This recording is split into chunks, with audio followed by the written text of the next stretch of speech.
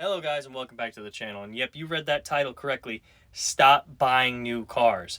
Now before we get into the video, I have to apologize because my audio quality, I recorded this whole thing on the computer and it was terrible. It would not edit correctly. So now I'm recording this on my phone and I don't even know if this is going to be better, but bear with me. Thank you.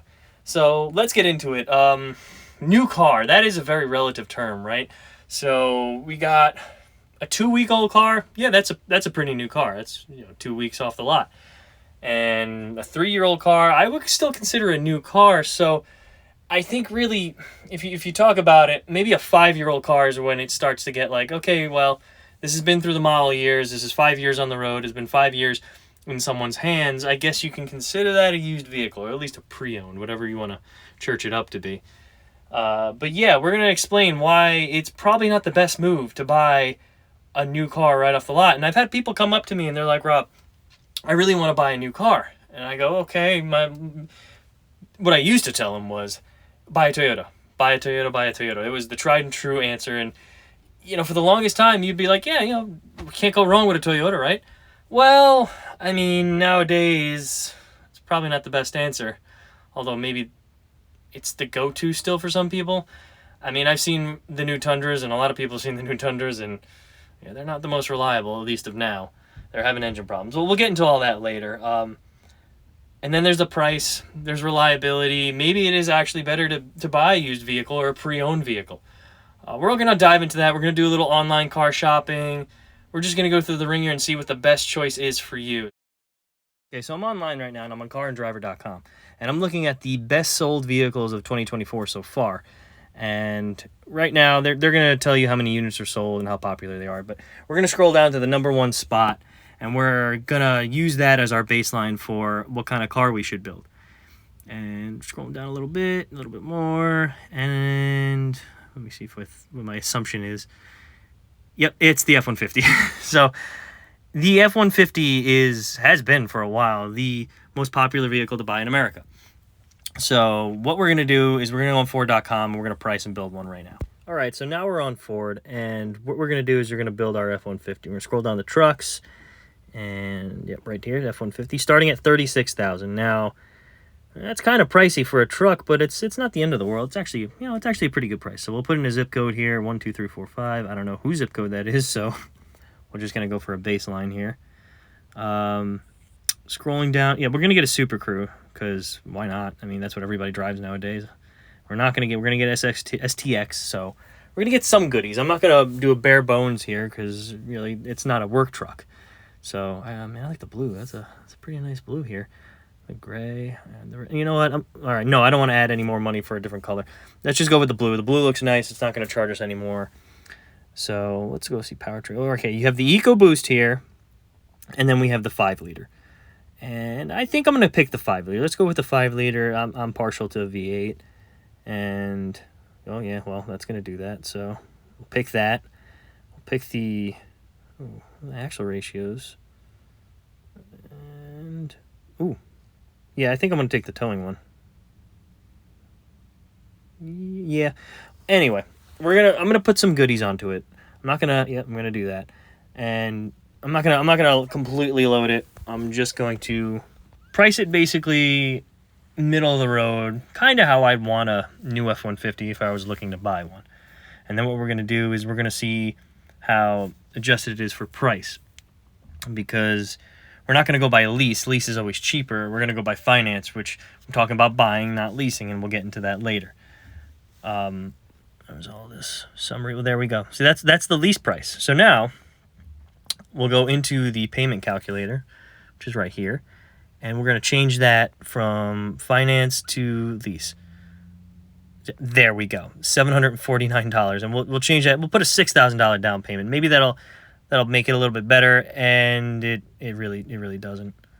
And you're this is about what, a $45,000 truck. I forgot what the price was. Let's look right here. Scroll down. Yeah, it's not cheap. Okay, so now I know what everyone's thinking. You live in like a city, walkable kind of area. You're not going to want a F-150. So we'll go to Toyota and we'll do the tried and true Toyota Camry. So we'll go in and build and price. Going down to cars here. They have a lot of little cars. And Prius is good, but let's go to a Camry. Everybody likes to talk about the Camry. Well, that's the new Camry right there. Okay. So we're gonna go and build our own. We're gonna do not a bare bones here. We'll do the SE, and I'm already liking that red, but that color looks good too. Yeah, but it doesn't look good on a Camry. So we'll stick with the beautiful red and the interior. Oh yeah, the red and black with the white stripe. Absolutely, let's do that. And it comes with one motor, and we really don't need all-wheel drive, so we won't put that in. It's ECVT. Well, all right. Little added features. Multimedia upgrade. Sure, let's get the bigger touchscreen. We'll add that on. Well, and see, here's the thing with a lot of the cars, you can't just build and pick and price. You have to add packages if you want a certain thing. So, all right, we'll add that, and well, that's our total, 33. 33 is not bad. So we'll go down and we'll look for the payment calculator. Trying to find the payment calculator here. 33,000, yeah, but that's the outdoor price. Where the heck? Oh, here it is. All right. Loading. So this is with 2,000 down on a finance, 523. Not terrible, but remember, this is a Toyota Camry. So let's put the 6,000 down that we're going to put on the F-150. 6,000, right? Cash down. Beautiful credit score. 457 for 72 months. I just don't see that as feasible. So that is the price to buy a new vehicle. It's pretty expensive. Now, there is kind of a caveat to this whole don't buy a new car is leasing it could be a better option financially. If you can get a lease for a great, monthly payment, then go for it if you want a new car. This way, it's still in warranty for the entire term of your lease, usually. And if anything happens, you bring it to the dealership, it's already paid for because of warranty. This into consideration if you were to buy a new vehicle and say that motor exploded. This is a 2022 5-liter Coyote, not too far off of what we just priced, but say now this thing is outside of warranty, you're biting that bullet. And I know AI answered that question, but it ain't going to be cheap. And that's not taking into effect the amount of labor that's going to cost on top of the cost of the motor. And if you go to a dealership, it's going to cost a lot more. I'm pretty sure that AI answered that was like a used motor you can get on eBay, which is still expensive, but not as expensive as a dealership. So if you're unsure of what to get, if you're going to get a used vehicle, the internet's the best place to look. I mean, you have a bunch of videos, you have a bunch of articles, forums. I mean, just click on things like Consumer Report here, best small cars and used SUVs. You'll scroll down, and this one's locked, so forget about them.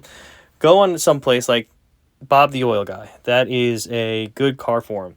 And you'll have people that know about cars. They'll talk, people ask questions, and you'll get a valid response from someone, and this guy's saying Toyota. But here we go. Cars.com, best used car for $20,000. And you could still make finance payments on a used car. You're just going to be getting a pre-owned car, but you'll have some peace of mind behind it, knowing that this thing's not going to break down on me. They're known to be reliable. I've done my research. I've done my homework.